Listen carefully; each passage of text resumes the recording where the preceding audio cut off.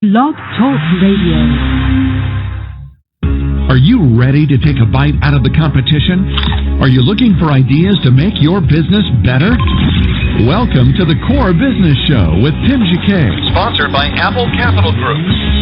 At the core of every successful business, you'll find people making a difference. And with each episode of the Core Business Show, we talk with those people, examine those ideas, and explore the strategies that make them special.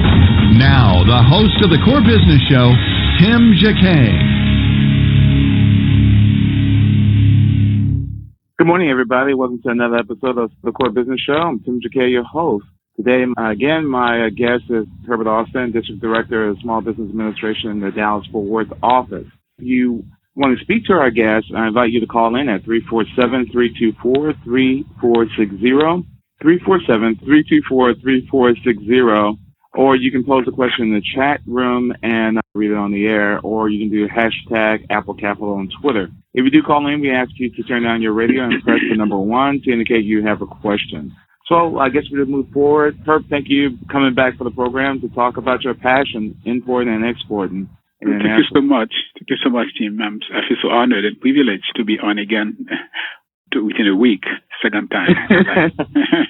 Yeah, I took you up on your offer. So I guess just go ahead and move and tell us about how the SBA is passionate and getting involved with business to import and export throughout the country, well, throughout the world, rather. Yeah, Tim, as we are an importing country. I've never seen a country that is so focused on just importing goods from everywhere.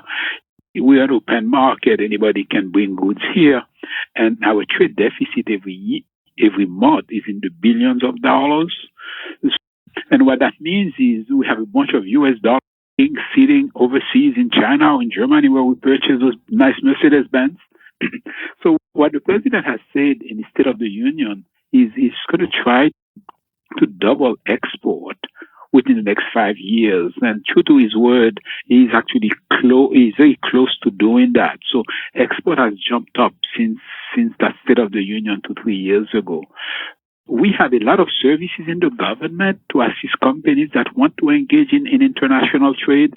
It is a pity that people kind of are so inward. People always look at their local market as a place to do business. So what I've observed here is that if I have a company in Texas, I couldn't even think of exporting or shipping my goods to New Jersey, for example, let alone overseas, where you face with all kinds of issues and cultural issues and language issues. But the Small Business Administration has been engaged in helping companies to export in many ways. Again, typically the person who wants to get into the export market, they're doing well, they have some goods or services they think they can sell overseas. We at the SBA work very closely with the U.S. Department of Commerce, the International Trade Administration of Commerce. Those are the folks who have offices throughout the U.S. and they have those commercial attaches in embassies overseas. So the commerce is really the marketing arm in terms of international trade. What the Commerce Department counselor or staff member would do, if a company comes and say, I would like to be engaged in exporting. So, there would be a conversation as to the capability and where do you think you want to sell. And the U.S. Department of Commerce can actually do research for you to identify potential countries where your goods will do well. Wow. And as a next step, potential buyers of your products, people actually in market who may be interested in buying, and they do all this to the commercial attaché because they are right in the marketplace. So it's easy for them to identify the prospective or potential buyers of U.S.-made goods. So the Commerce Department has another wonderful service. Unfortunately, all their services there are fees associated with it because there are expenses that they have to incur to do a lot of the research. If somebody wanted to ship their goods and they say, okay, now that you've given me the country, you've given me the buyer, I'd like to make a visit. I don't speak the language. Can you arrange for me? Oh, they will do all that for you, the U.S. Department of Commerce. They will, you fly, they have someone from the commercial attaché's office in that particular market, meet with you, provide translation service, provide email, fax service, and around and meet the potential or prospective buyers of the product. So all those services are very free of charge, except that some of them there are fees involved. So this is the first step. Now the second step is the person now team says, well, now that I have those wonderful orders to fill, well, where do I get the money to buy the raw material, to buy the labor that I may need to put those goods or services on a container to the country that I have the order with? So we have two organizations in the federal government who provide financing for exporting. The Small Business Administration is a major player. The SBA has a loan program. Actually, we have two loan programs. One is the company who says, in order for me to be engaged in international trade, I need to build an infrastructure. I may even need to go overseas on trade mission, on trade shows to meet potential buyers, to understand market dynamics. So we have a program at the SBA that we call the Export Express. This is actually a line of credit. It's a 90% guarantee team up to $500,000. So you can actually say to SBA, I like to do this. I'm not exporting yet, but I'm planning to do it. I understand there are costs involved. I may need some money. A 90% guarantee, unlike other SBA programs where the guarantee is 75 or 85%, is a 90% guarantee. Now that you feel comfortable, you visited the market, you have accepted an order, now you need to either manufacture those goods or you either, as a wholesaler, you may want to buy them somewhere, but you have to pay somebody. The SBA has another program, again, a 90% guarantee, up to $5 million to support export transactions. So the first program is called the Export Working Capital Program. Now, you may say, Tim, well, what happened to the company now, Herb, who has built a business, who now has an order of $10 million? How can you help them?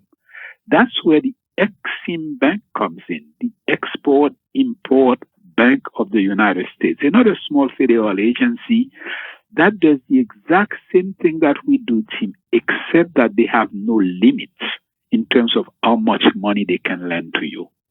So you could, for example, you probably heard every Boeing plane that leaves the United States to go overseas is financed by Exim Bank.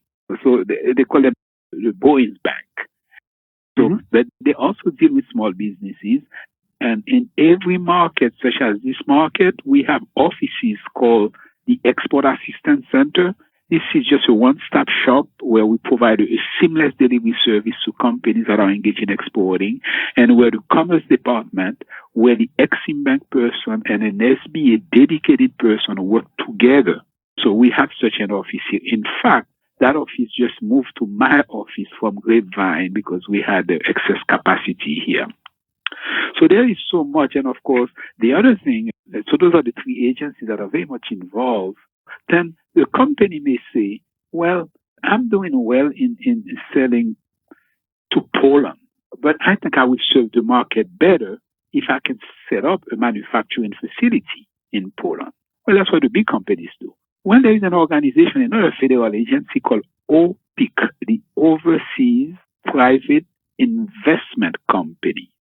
And what OPIC would, they provide two types of service, similar to Exim Bank, but for manufacturing overseas. They would provide the financing that you may need, and they may provide the insurance, commercial and political kind of insurance, in case something happens in country, so you can actually get insurance on your facility. Exim Bank also does that. For example, to mitigate risk, there is also an insurance policy that a small business that is engaged in exporting can purchase. So I get an order to sell some goods to France, and it's a huge company in France, and they say to me, Herb, the only way I'm going to pay you is upon a receipt of the goods. Well, they are going to receive the goods before they pay you. Well, there is a risk involved in doing business in that manner. But in order to mitigate the risk, the Exim Bank also is in the insurance business as long as the goods are 51 US made. So they can actually provide an insurance coverage to small businesses that would cover 95% commercial risk. This is where the company in France suddenly goes bankrupt and is unable to pay you. You can actually recoup 95% of your money. Yeah. And keeping in mind that the SBA only guaranteed 90%, or the bank provided a loan with an SBA guarantee of 90%, so you don't lose.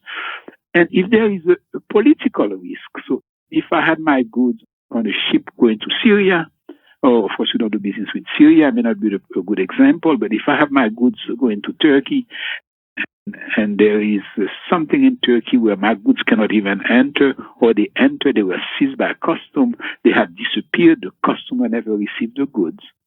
There is also a political risk insurance coverage that provides 100% guarantee if the goods were shipped and you cannot get paid for them. Of course, through the Small Business Development Center, as I indicated the other day, this is the counseling and training arm of the SBA, the Retired Executive Escort and SBDC.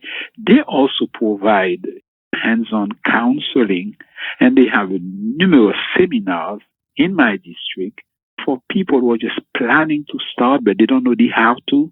They just want to learn the basics to know whether this is something that is good for them. So there is actually a specialty, a Small Business Development Center in Dallas, who work exclusively with companies engaged in exporting and importing. Of course, I don't speak much of importing because that's precisely what we are trying to discourage people from doing. Having said that, we have a responsibility to the American taxpayer to provide the service that they need. So if they say, my interest is in importing, you're trying to push export, my interest is in importing, can you help me? We will also help you. But we cannot provide loan guarantees to companies that want to use our fund to import goods from overseas. Okay, but so you will have to find it. We provide the counseling and training and the guidance and the mentorship that you may need to make the decision to get involved. But once you say, well, I need money to do that, we cannot be involved in taxpayers' money, giving you money, for example, to bring goods from China. Absolutely. Your bank may want to do it, but we cannot guarantee that type of loan. Okay. I know you have the office in Dallas, and they're all throughout the country. I think there's on your SBA Gov /US/export-assistance-centers, and on your SBA website, you have the list of your network centers with SBA representatives. So if a person all of a sudden say, I want to do exporting, the first thing they need to do is what? To get with one of your agents at one of your local offices, or if they're not in one of those local offices, go to their website and they can just call the office that handles that particular region. What would be the first step that they really need to consider if, for example, they're going to want to sell the HP computer line to countries like overseas, beyond the U.S. continent? One of the first steps that I do recommend is, in order not to waste the counselor's time, is every SBA office as a person who has a title of DIDO, D as in David, I, T as in Tom, O. It stands for the District International Trade Officer. So I would always recommend for someone to kind of stay in touch. I happen to be the DIDO here for having been engaged in exporting almost all my life. So I volunteer myself to be the DIDO, and the person would call, and we would kind of do a first phase counseling with them team. Maybe this person has no clue as to exporting and they're just looking for information, and we want to be able to send them to our website, the OIT, sba.gov/OIT, where they can get access to all the information. We can send them to the training, sba.gov/training, where they can actually get training on site. To kind of get a sense as to whether this is something they want to be engaged in. What you find is people here it sounds like sexy or exporting, and suddenly you get a bunch of people after a speech by the president who thinks they can export, and most of the time they have no goods to export, but their language would be something like, I am from Colombia, and I know what the Colombian buy, so I think I can get into this business if I can get money. Well, all those programs, first of all, the Commerce Department, for example, will not talk much to what you call the traders. Those are the people who know countries, and you see many of those. So many, unfortunately, they cannot get assistance from Commerce Department because Commerce wants you to have some goods or services they can showcase for you overseas. They want to be able to take you on trade mission with your own goods and catalog of goods, not someone who's actually can source goods to sell overseas. So we meet with them and kind of talk to them about the way to go in terms of what they're thinking. And most of the time, what we find, they're ill-prepared to be involved in exporting. They're always looking for money. They hear a 90% guarantee on like other SBA programs. Well, we're not going to put 90%. We're not going to put $500,000 in your hand when you have no clue. Even if you show me an order, you probably don't even know how to ship goods overseas. You probably don't even know how to negotiate terms of payment with your buyers. You probably don't even know what there are countries we don't do business with politically. There are some countries we don't recommend you do business with commercially. So these people, many times, they have no clue. So I want to be able to provide them with that information. And if they are serious, I can connect them with the Small Business Development Center for a lot more hands-on. And if they're a manufacturer, even better, then I can connect them with the U.S. Department of Commerce, who happens to be right here to help them out. Because typically they're looking for customers. I have some goods, I'm doing well. And you never see them when the economy is good, Tim, which is a shame. You only see them when things are bad in the country and they say, gee, I'm stuck with goods that I can sell. I understand there is something called export. I like to get involved in it. Well, you have to build an infrastructure to get involved in this thing, and it's not going to happen in 6, 7, 8 months. It may take you a year before you get your first order from an overseas buyer that you've been talking to forever.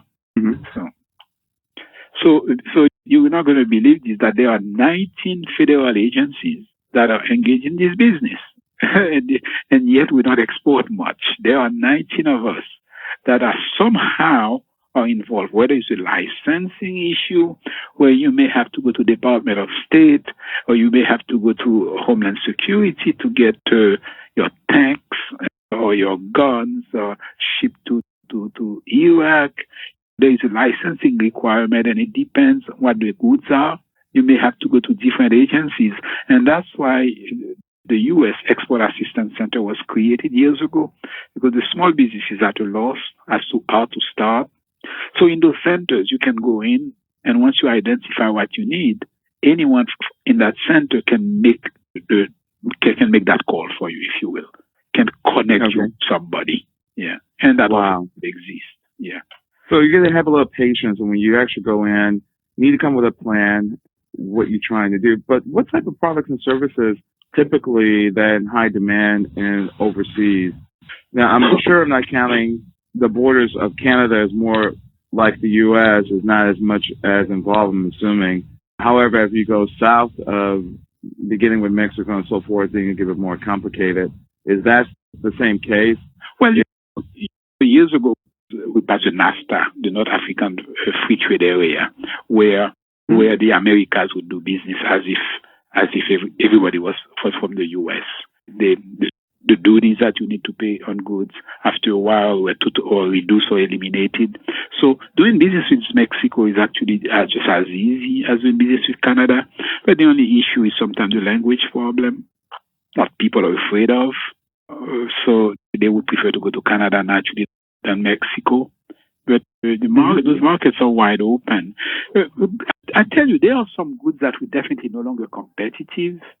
I mean, there are some, think of even a tie that you have on or a shirt that you have on. If you look at the back, it's made in China or contract manufactured in Guatemala and these countries because of their cheap labor.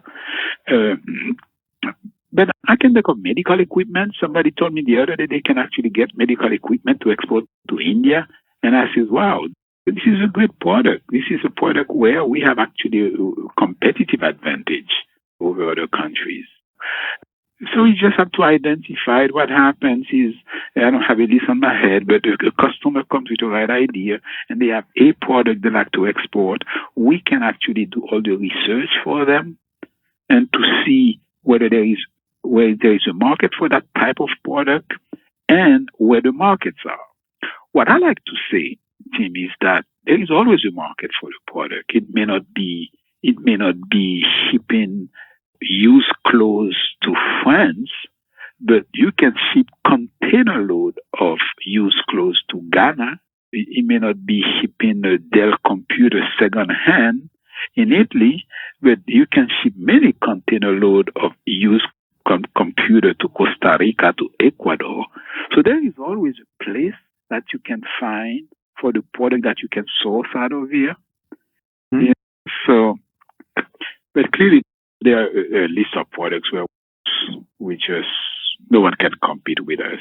Okay. What are the top, do you know the top products that people would normally export that you guys like to see besides medical equipment, and what type of, maybe one or two services that's in demand overseas as well?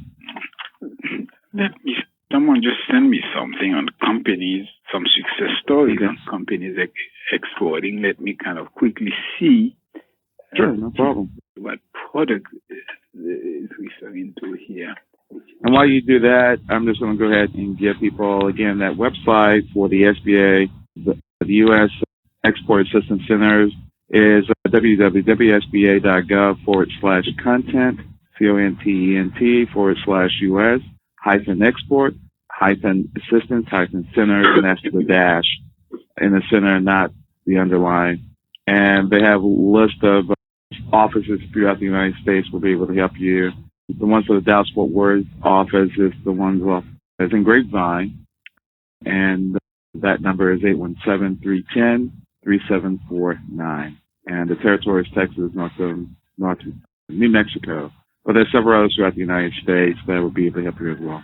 And that office team, just for you to know, has just moved here to my office. Oh, wow. Yeah, the rent was too high in Grapevine, so they just moved here.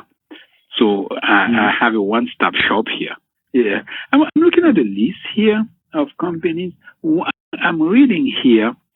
This company is there in the industrial printing solution. What they do, they market printing and packaging products for the maquiladora industry in Texas, right by the border, and they're doing extremely well. I'm looking at another company here, Precision Technology. They manufacture nylon injection moldings that are used in the manufacturing of other products, because many times, Tim, you may not be the exporter of a record, because if you think of a Boeing plane, they buy a lot of parts and pieces locally from a lot of small vendors, from a lot of small companies. And those companies can get access to our export program, because eventually the goods that they sell for Boeing is part of a plane that will be going overseas. So you don't really have to be actually the actual exporter of a record to take advantage of our 90% guarantee on $5 million. So we have a lot of examples of those firms that support the fighter planes, for example. There's got to be a couple of pieces that maybe they buy from the small businesses here. We consider all those as part of those export deals when we talk about exporting. Let me see. Yeah, this company actually did a lot of business in the Caribbean, in Latin America, and they do. The company is a value-added remarketer of specialty crude oil products. So they do something to the product, and they export it to many countries in Latin America, including Mexico. Another example. And as I said, very few products are really not exportable. It's really, where do you find a market for it? It may not necessarily be the market of interest. People always think of Europe, for example. This is where they like to sell. It's almost guaranteed payment. They kind of understand the culture. Payment is not an issue. We understand their currency and that type of thing. But many times it's not the market you want to be, because the more advanced, the more competitive they are. So you want to go elsewhere. You have countries everywhere. I mean, you have, as I said the other day, 99% of the world population is beyond our borders, and 70% of the world purchasing power is also beyond our borders. So there is a lot of opportunities for companies who want to engage in exporting. It is actually a pity that there is so little interest in exporting.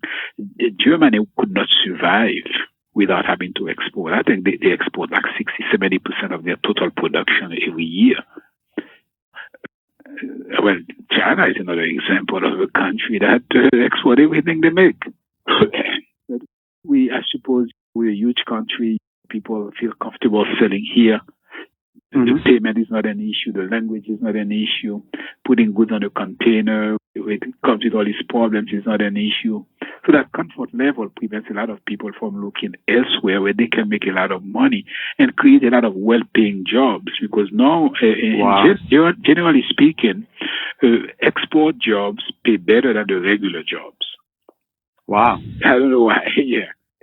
Now, for example, if you mentioned at the very top of the show, you talked about your agency will help the person if they are looking at this particular area and say you do the research for them and say, hey, this is going to be the best place to go to sell your products, best country, and then they work with the Department of Commerce, I think you mentioned, to work out all the details and verify if there's a trade show they can to attend to kind of sell their product, and also they will assist them, which you have to pay for a person if they go into that country and do a trade show that can make an arrangement for them to have a person to be an interpreter.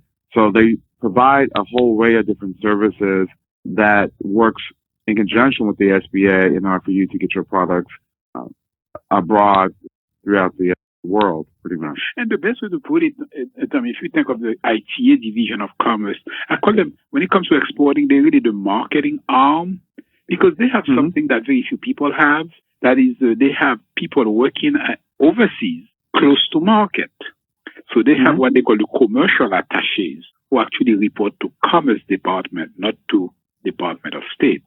They are the ones who, when you come here to this office and speak to a commerce person, and you say, I like to export my shoes that I'm manufacturing to Italy, well, they just pass on that information to someone in Italy who comes back with a report.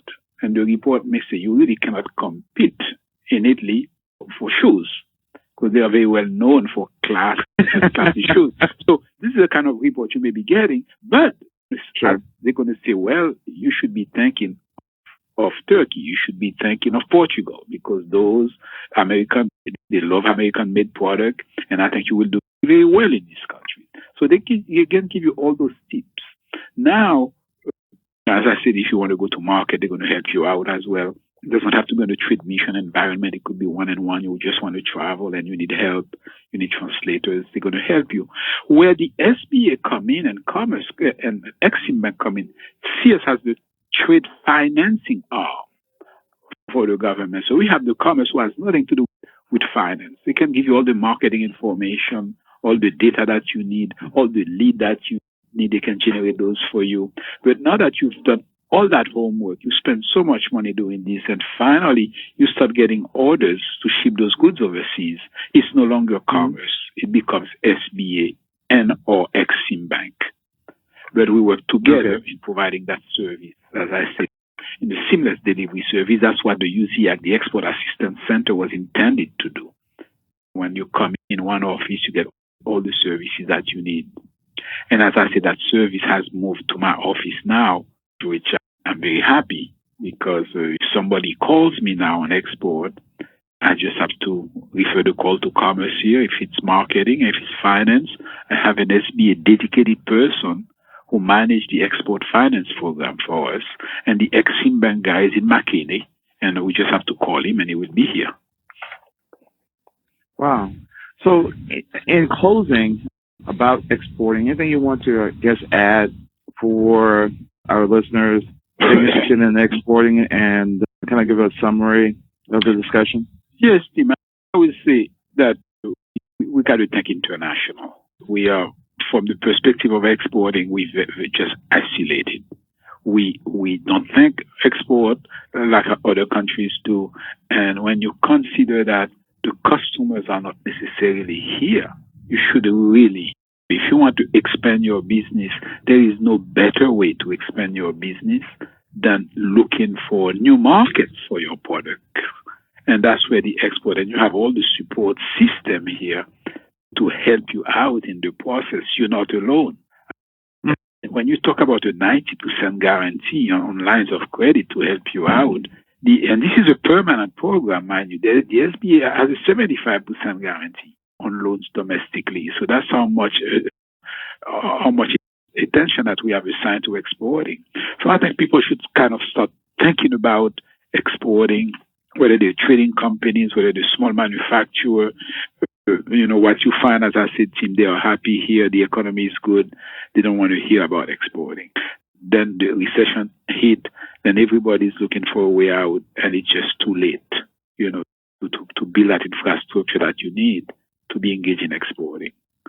So we really should be like the typical European country who breed exporting, who understand it so well that they facilitate their clients, their constituents who want to engage. We do the same here. We have the services here also, and we want people to take advantage of them. Okay. Well, I really appreciate it again, and for more information about the export, I mentioned it earlier, but your office again in Dallas-Fort Worth, you can tell us where it's located? Yes, we're at 4300 Amon Carter Boulevard in Fort Worth, Texas, 5 minutes away from the airport. My telephone number is 817-684-5502. My email address is herbert.austin@sba.gov. We have the best site in government, www.sba.gov/OIT, the Office of International Trade. You can look into this and see all the information that you may need to get started. You can go to www.sba.gov/training. You can get training on export marketing and those very basic things that you may need to get started. Okay, great. I really appreciate it. Do you have any information that you can send me? I can kind of share some outlines with some of the listeners. I know I'm going to get a lot of questions on this. If you can just send it to me on email, I really appreciate it. Okay. So okay, we'll have to put together. Great. I really appreciate again you joining the program today. Herb Austin with the SBA Dallas-Fort Worth office. Thank you. I appreciate so much. it. Bye-bye. Okay. Have a great day. If you're looking for financing, I'm going to play at one of our sponsors, which is Apple Capital Group. They actually can help you with some initial financing. So I'm going to go ahead and play their spot real quick, and then we'll close the program. Apple Capital. Thank you for joining the program. Again, Tim Jacquet. You can download this show on iTunes or on Blog Talk Radio. Archive editions, all of our 59th show, this is our 59th show, can be downloaded on iTunes or on Blog Talk Radio or on blog.applecapitalgroup. Thank you for listening. And again, I'm going to play this spot with the Apple Capital Group regarding financing, and then we close out the program. Thank you for listening. Take care. Apple Capital Group in Jacksonville, Florida, is a commercial lender that specializes in asset-based loans, equipment leasing and financing, invoice financing, commercial real estate loans, and asset-based financing in the U.S. and Canada. Apple Capital Group is a direct lender that lends on their private equity investment portfolio. 90% of most loans are decided within 2 hours, and vendor funding within 24 hours after documents are completed, with a one-page application. No slow no's, just a quick decision and a fast yes. To get more information about lending from Apple Capital Group, call 866-611-7457. That's 866-611-7457 to speak with one of our loan specialists. Or visit us right now at applecapitalgroup.com. Thank you for listening to the Core Business Show with Tim Jacquet. For more information about equipment financing and asset-based loans, visit our website, applecapitalgroup.com. That's applecapitalgroup.com. Or call us at 866-611-7457. We hope you'll join us for our next episode. And remember, you can always get to the core via iTunes. You'll find all our previous episodes there. And thanks again for listening to the Core Business Show with Tim Jacquet.